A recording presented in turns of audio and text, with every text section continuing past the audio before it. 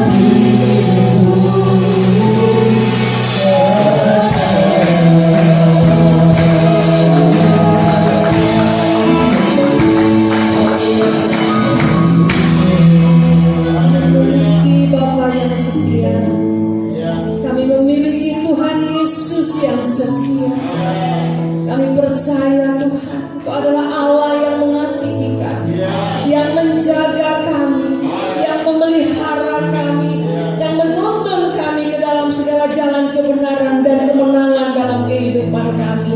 Terima kasih untuk pagi hari ini kami mendengarkan akan sabda-Mu. Berfirmanlah bagi kami semua, jamahan-Mu terjadi atas hati kami, karena Engkau sungguh-sungguh mau memberkati kami. Di dalam nama Yesus kami berdoa. Sama-sama katakan amin. Bersorak-sorai bagi Yesus. Amin.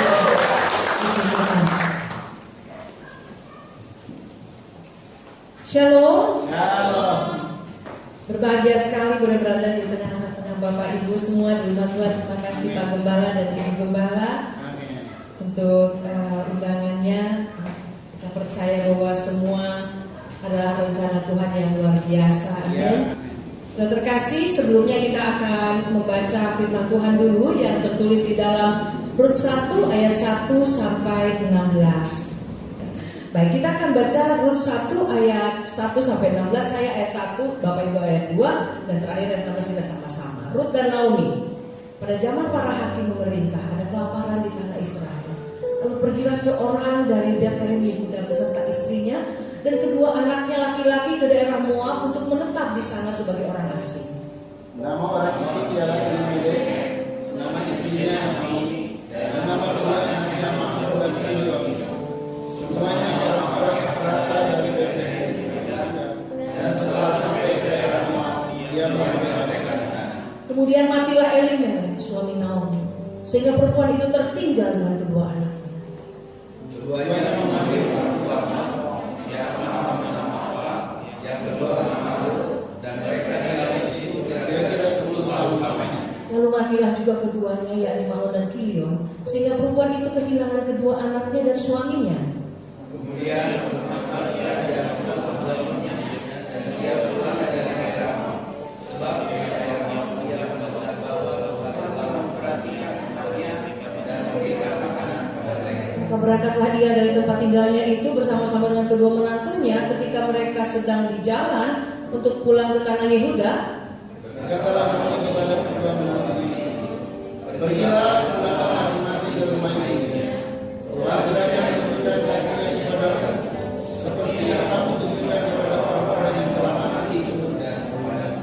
Kiranya atas kasih karunia Tuhan kamu mendapat tempat perlindungan masing-masing di rumah suaminya. Lalu diciumnyalah mereka, tetapi mereka menangis dengan suara keras. Dan berkatalah padanya, tidak, aku ikut dengan engkau pulang kepada bangsa. Tetapi Naomi berkata, pulanglah anakku, mengapakah kamu turut dengan aku? Bukankah tidak akan ada lagi anak laki-laki yang melahirkan untuk kujadikan suamimu nanti?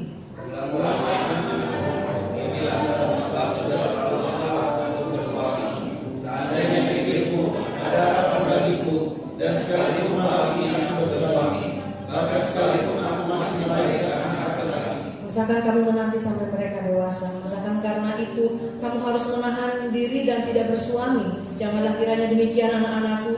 Bukankah jauh lebih pahit yang aku alami daripada kamu? Sebab tangan Tuhan teracung terhadap aku.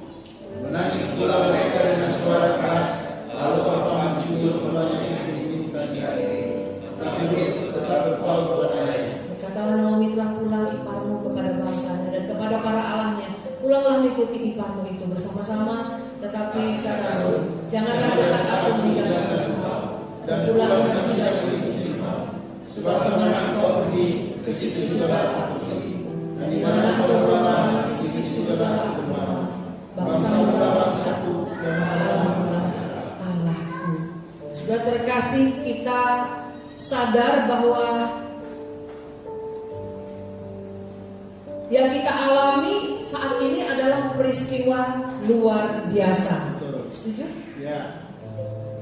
Kita masuk dalam satu suasana yang luar biasa yang tidak dialami oleh generasi sebelumnya, di mana hampir seluruh lapisan dunia mengalami hal yang sama. Dan ini peristiwa luar biasa dan ini terjadi pada kita.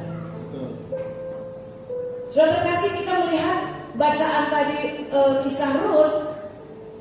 Walaupun konteksnya tidak sama, saya percaya bahwa mereka juga mengalami hal yang luar biasa. Kenapa saya katakan begitu? Karena mereka harus mengungsi dari tanah Israel menuju tanah Moab. Tadi saudara baca ya. Mereka tidak mampu menghadapi kehidupan yang ada pada saat itu dan mereka harus ambil langkah mengungsi. Masalahnya kita mengungsi kemana? Kita mau ke negara tetangga juga bodoh, sama saudara. Tapi pagi hari kita mau belajar bahwa ternyata ada satu rancangan Allah yang luar biasa bagi manusia, khususnya bagi anak-anaknya. Dan yang mau kita syukuri adalah bahwa kita tidak sendiri. Amin. Ada Yesus yang menjadi sahabat kita. Sebelum saya banyak ngoceh ya, saya nyanyi dulu ya. Baik, saya akan angkat satu pujian. Pujian ini saya tulis ketika saya merasakan, ya, play saja langsung. Betapa seolah-olah saya tidak mampu untuk menghadapi kehidupan ini. Tetapi ternyata ada Yesus. Yesus yang menjadi sahabat kita. Amin.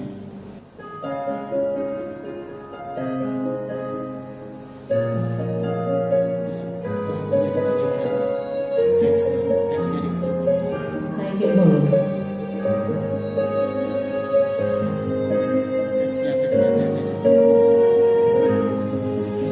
Saat aku berjalan sendiri dan ku jauh dari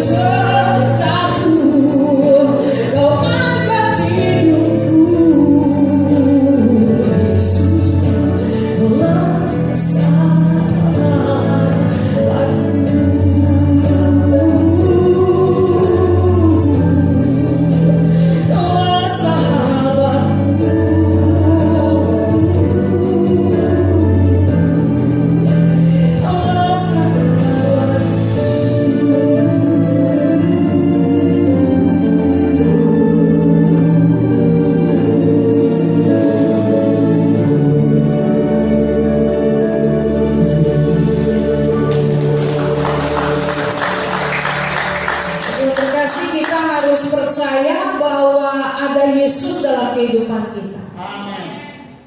Dan dia adalah Yesus yang merancangkan yang sempurna dalam kehidupan. Ya. Kita mau belajar dari dua sosok yang luar biasa dari bacaan yang kita bacakan, yaitu dua sosok wanita, yaitu bernama Naomi dan Ruth. Saya percaya Bapak Ibu sudah tidak asing dengan nama itu. Tetapi kita mau melihat bagaimana ternyata mereka memiliki perjalanan yang gak gampang seperti saya dan saudara. Tidak mudah hari-hari ini ya. Ada orang-orang yang ditinggalkan oleh orang-orang yang dicintai. Mungkin kita kalau nggak ngalamin biasa-biasa aja, dan begitu bebasnya kita lepas ini cover ya, ini cuek aja kayak gak ada apa-apa gitu. Tapi kalau orang-orang di mana sekitarnya hilang begitu saja, itu tidak mudah saudara, ditinggal oleh orang dan tiba-tiba orang dikasih kita, itu tidak mudah. Ada banyak orang yang kehilangan pekerjaan, sehingga harus betul-betul membatasi keuangannya saudara. Saudara, yang dialami oleh Elimelek, keluarga Elimelek itu sama, tapi kita mau belajar. Yang pertama adalah bahwa mereka harus menerima kenyataan. Amin. Saudara, mau protes sama siapa? Sama orang tua kita, kiri kanan kita, keadaan mau teriak bagaimanapun juga. Ini realita. Dan seperti itulah Elimelek dan keluarganya. Naomi ternyata bukan seorang yang hidupnya biasa-biasa. Mereka orang yang punya. Mereka orang yang berkecukupan di tanah Israel, keluarga ini. Tetapi tiba-tiba mereka mengalami kelaparan. Itu bukan hal yang gampang. Sama seperti orang-orang yang sekarang ini ditinggalkan oleh orang tuanya karena COVID-19 ini. Dan tiba-tiba mengalami hal yang tidak mereka duga. Sama seperti Naomi dan keluarga Elimelek. Tetapi mereka harus menerima kenyataan. Dan ternyata Naomi bukan hanya di situ saja saudara. Ketika mereka harus mengungsi ke tanah Moab, ternyata dua orang anaknya juga meninggal. Bahkan suaminya Elimelek meninggal. Lalu anaknya yang dua meninggal, tiga orang yang di sekitarnya. Saudara bisa bayangkan? Wah, itu tidak mudah. Tetapi Naomi harus menerima kenyataan. Saya dan saudara, pelajaran pada pagi hari ini, terimalah itu sebagai realita kehidupan yang Tuhan izinkan dalam kehidupan kita. Amin.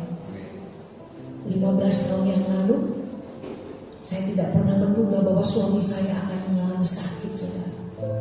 Dan sakitnya sakit yang luar biasa, di mana pankreasnya saudara kena infeksi saudara. Suami saya dulu beratnya 107 kilo, besar, tinggi besar. Saya senang orang yang tinggi besar, saudara. Tapi ternyata itu badan besar belum tentu sehat ya, karena ternyata banyak penyakit di dalamnya. Waduh, itu dia harus keliling rumah sakit, 5 rumah sakit di Indonesia, 1 di Amerika, 1 di Jerman. Waduh, emangnya saya orang kaya? Memang saya orang kaya karena bapak saya kaya di surga. Amin. Waduh, tetapi saya harus ngalamin jual ini, jual itu, saudara. Emangnya sedikit dulu belum ada BPJS ya Bapak Ibu ya. Harus membiayai itu suami saya. 5 rumah sakit di Indonesia, 1 di Amerika dan 1 di Jerman. Wow. Tapi saya harus menerima kenyataan itu, bahwa itu terjadi. Apakah saya harus mengutuki Tuhan saya? Tidak, saudara. Pada waktu itu saya percaya bahwa ada rancangan Tuhan di hadapan saya. Terimalah kenyataan ini bahwa inilah kehidupan. Naomi seorang yang menerima realita ini. Yang kedua, saudara terkasih, yang kita pelajari dari kedua wanita ini, bahwa kita harus mengambil keputusan yang tepat dalam kehidupan kita. Dalam perjalanan Naomi dan Ruth, ketika suami-suami mereka meninggalkan mereka, Naomi mendengar ternyata tanah Israel sudah kembali pulih. Lalu Naomi harus memutuskan untuk kembali ke Israel. Dan dia rencana membawa 2 orang mantunya, tadi kita sama-sama baca, Ruth dan Naomi. Tapi ternyata di tengah perjalanan saudara, Naomi memutuskan hal yang berbeda. Dia ngomong sama mantu-mantunya, anak-anakku, pulanglah engkau kembali ke rumah orang leluhurmu. Lalu mereka bukannya senang pergi ke rumah leluhur, ke daerah leluhurnya, mereka malah menangis Rut dan Naomi dan Orpa, mantu-mantu mereka sudah terkasih. Lalu kita melihat kenapa Naomi harus menyuruh kedua mantunya pulang ke tanah Moab. Karena di tanah Israel ternyata tidak mudah untuk seorang Moab, Rut dan Orpa adalah orang Moab, untuk pisah ke tanah Israel. Kenapa saudara? Karena mereka sudah menjadi janda-janda. Dan kalau mereka masih terpaut kepada Naomi, masih ngikutin ke Naomi, artinya mereka gak bisa menikah lagi. Harus menikah kepada keturunan yang ada dari Naomi. Dan Naomi tahu dia gak punya anak laki-laki lagi. Bahkan Naomi katakan, masakan aku harus melahirkan lagi, dan engkau menunggu sampai dia dewasa, maka engkau mengawini. Kenapa? Karena adat Yahudi ada yang namanya Yibum. Yibum itu turun ranjang saudara. Dan adat Yahudi itu seperti kita juga ya pernah dengar ya, turun ranjang. Oh, di Yahudi memang seperti itu. Adatnya seperti itu. Artinya ketika Rut dan Orpa mengikuti Naomi, mereka tidak bisa sembarangan menikah. Harus menunggu keluarga dari Naomi, suaminya saudara. Dan yang kedua bukan hanya itu. Seorang janda dan wanita di Israel itu tidak mudah untuk cari nafkah. Karena pria-pria saja di sana yang lebih kuat. Dan janda dan wanita itu dianggap orang-orang yang hanya bisa ya tidak seperti laki-laki. Artinya Naomi di perjalanan sudah tahu ini kalau ke Israel mereka sengsara saudara. Itu sebabnya Naomi katakan pulang aja kali. Tidak mudah bagi Orpa dengan Rut untuk mengambil keputusan. Akhirnya Orpa bilang kembali ke tanah Moab. Tetapi Rut katakan, tadi di ayat katakan, bangsamu bangsa, bahkan Allahmu adalah Allah.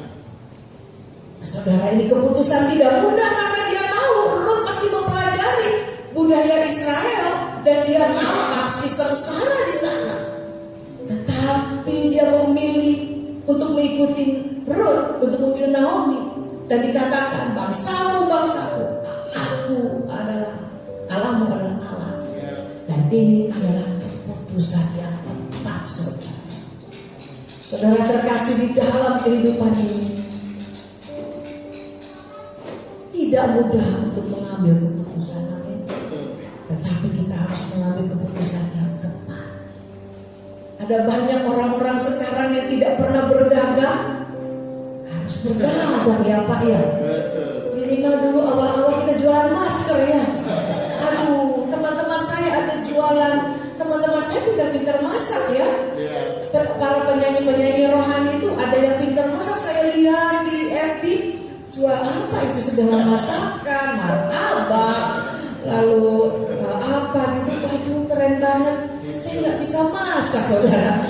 Begini jual apa ya saudara? Tapi kita harus mengambil keputusan yang benar. Mana ada seorang gengsi, capek deh gengsi kagak makan. Raisa aja jual roti, apalagi kita Raiso saudara.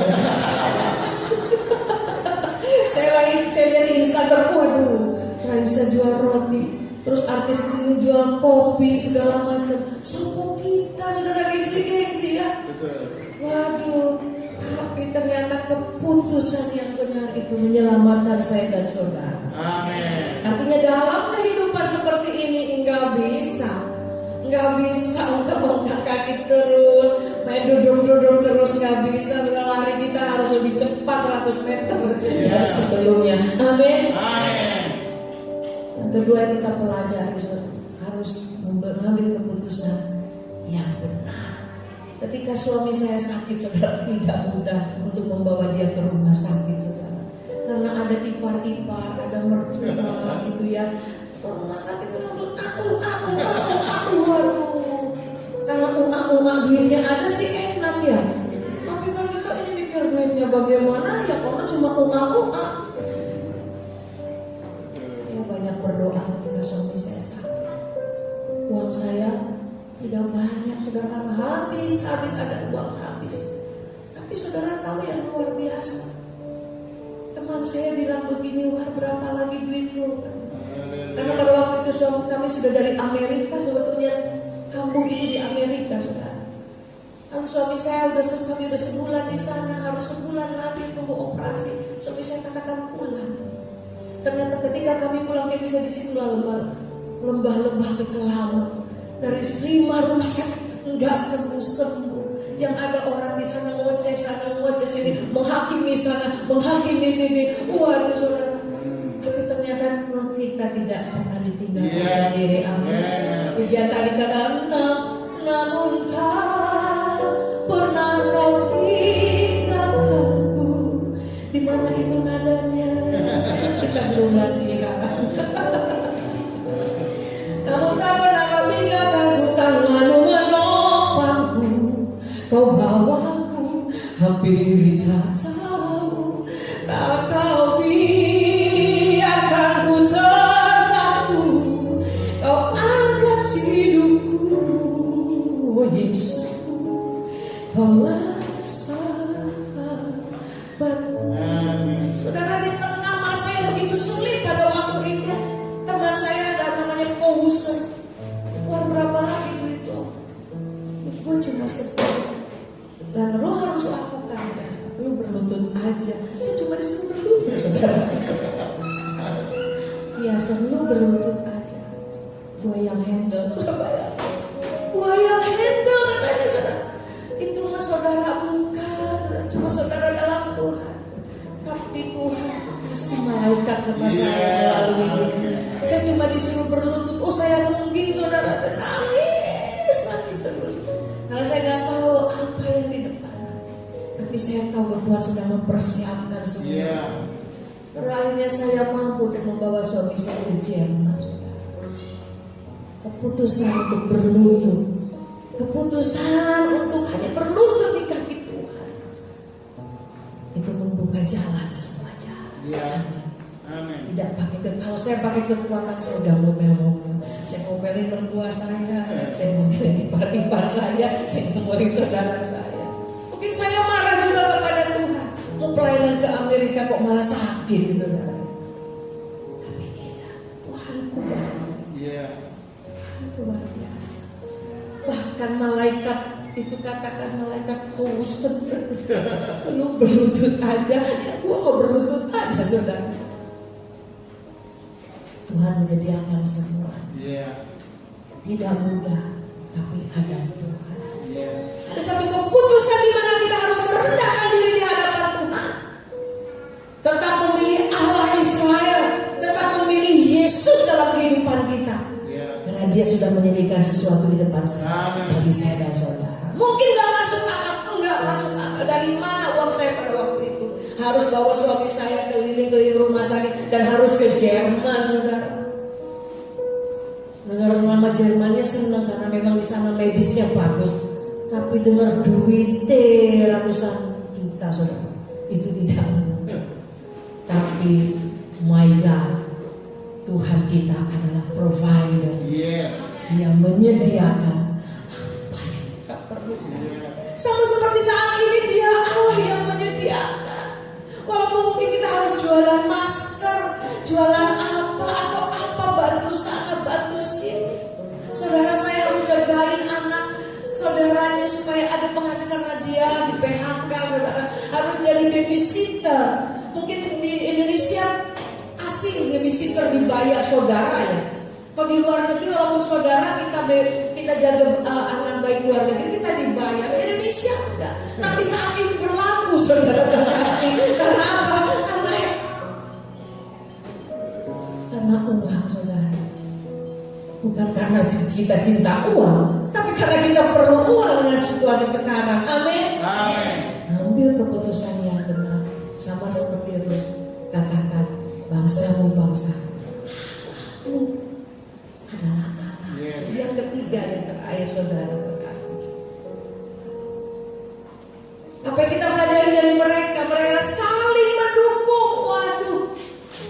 Tidak mudah mertua dan mantu saling mendukung. Di sini siapa yang masih ada mertuanya angkat tangan.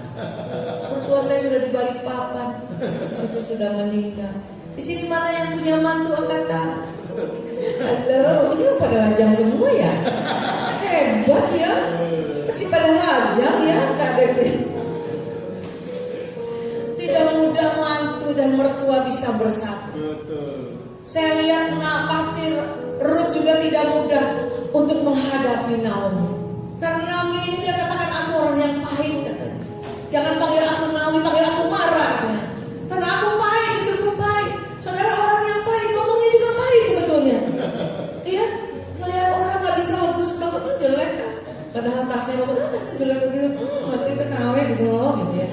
Sudah diomongin sepatunya udah bagus, itu sepatu pasti ada tanah abang. Orang pahit ngeluarin kata-kata yang pahit. Tapi orang yang nggak pahit dia pasti aduh iya bagus. Saya kalau sama jemaat saya, kalau jemaat saya masak, saya semuanya enak. Amin. Jangan tanya sama semua semua pasti enak. Iyalah, cuma saya ngasih onde-onde, ngasih apa begitu mantap. Ngasih roti mantap, kalau rotinya bisa kita lemparkan mati saudara. Saking kerasnya tuh roti, tapi ini gembala. Kita harus keluar yang manis saudara. Tapi Naomi tidak, saya percaya tidak. Tapi ternyata Ruth sudah di dalam Tuhan. Dia sudah pilih anak Israel, artinya dia belajar untuk sabar, belajar untuk memahami sang mertua. Saudara, kalau kita sudah jadi mantu anak Tuhan, jangan saudara menyembah di mimbar ini, tapi saudara musuhan sama mertua. Mertua kita tidak akan pernah jadi anak Tuhan kalau kita nyembah di sini, tapi kita tidak sabar terhadap mertua. Amin. Naomi dan Ruth saling mendukung. Ketika Ruth sampai di Israel, saudara terkasih, waduh, ternyata Ruth mengambil inisiatif. Untuk apa menolong Naomi? Dia tidak bekerja di tanahnya Boaz. Saudara, kita dibaca, kalau saudara baca bahwa ketika sampai di Israel, mereka bekerja di satu tuan tanah namanya Boaz. Ternyata bukan bekerja, saudara, hanya jadi pemulung saja. Remah-remah, karena di Israel itu apabila kita punya sebidang tanah, sepersekiannya itu memang untuk orang-orang miskin. Jadi Ruth ada dikategorikan orang miskin di situ yang memungit jelai-jelai itu, saudara. Bukan bekerja secara resmi, tetapi Ruth mau mengambil bagian itu untuk apa, saudara? Ternyata Ruth dasar susah nasibnya, saudara. Ternyata dia mengasihi Naomi. Taunya dari mana? Dari orang-orang sekitarnya. Artinya bahwa Ruth selalu bicara kalau dia mengasihi Naomi. Iya kan? Ketika Boaz melihat siapakah dia? Siapa wanita ini? Oh, dia adalah Ruth, anaknya Elimelech yang sudah meninggal, anaknya Naomi, mantunya Naomi. Dia mengasihi Naomi. Waduh, itu tuan tanah senang sekali lihat si Ruth karena Ruth mengasihi Naomi. Dia bekerja untuk Naomi. Saudara, kalau mantu-mantu sekarang mana ada begitu? Anaknya udah mati di saudara. Tuh mendingan cari yang lebih tajir gitu loh. Ngapain gua kerja buat tua, udah sana deh. Tapi Ruth tidak. Dia gak mikirin cowok. Bayangin. Kalau untuk mamanya mah wajar ya. Ini mertua gitu loh. Dia mau bekerja dengan susah, memperbaiki untuk Naomi. Artinya apa? Saling mendukung. Bukan hanya itu, walaupun si mertua ini pahit, tapi dia tetap mendukung juga. Kenapa dia bilang begini? Dia memikirkan akan Ruth masa depannya. Dia bilang, kenapa kau tidak berganti bajumu dan datangilah tuan tanah itu, si Boaz itu. Saudara, ketika Naomi memberi saran kepada Ruth untuk menghampiri Boaz, tuan tanah itu, saudara terkasih, bukan untuk kepentingan Naomi. Firman Tuhan katakan untuk kepentingan Ruth. Masa depan Ruth. Mana ada mertua zaman sekarang begini. Kalau ada mantan istri anaknya terus berduaan dengan cowok, tanah belum kering, udah baku apa gitu ya, karena belum kering udah lirik-lirik.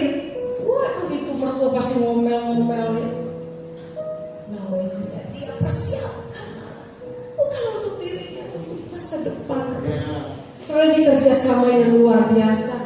Dan akhirnya Ruth mengikuti saran si mertua.